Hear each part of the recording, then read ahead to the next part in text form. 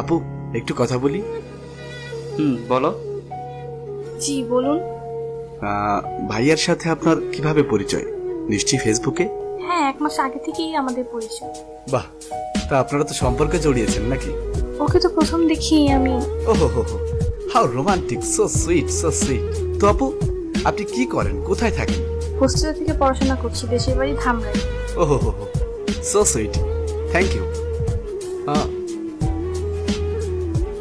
আচ্ছা আপু, আমি এতক্ষণ খেয়াল করলাম সুইট ভাইয়াটা আপনার শরীরের সব আপত্তিকর জায়গাগুলোতে হাত দিচ্ছে। এর কোনো যুক্তি আছে? কি বললেন আপনি?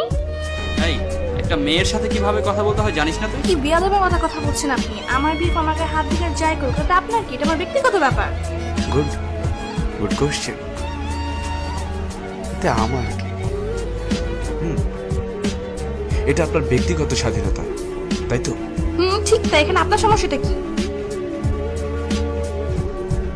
সত্যি তো, তাতে আমার কি?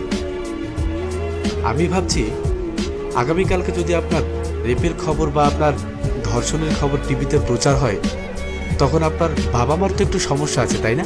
এই, সমস্যা কি রে তোর? অনেকক্ষণ ধরেই দেখছি তুই সেই আবল তাবল বলেই যাচ্ছিস। আপনি তো দারুণ পাল মানুষ, সেটা রাস্তা না বললো কিন্তু। লোকজন জড়ো করবেন, কিন্তু আপু ওই শালার পো, অনেকক্ষণ ধরে তোর পেঁচাল শুনতেছে, আর সহ্য হইতেছে না। কিন্তু কে রে তুই? কে? রুম ডেটের সময় না, রুমের মধ্যে ক্যামেরা কিন্তু ছেলেরাই লাগায়, মেয়েরা না।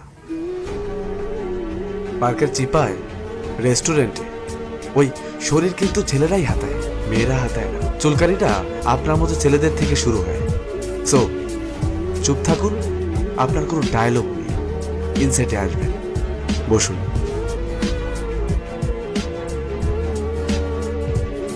যা বলছিলাম, গ্যারান্টি কি আপনি আবেগের বশে আজ রাত 1টার সময় হাতের ঝিলে এই ভদ্র ভাইয়াটার সাথে সময় কাটাবেন না?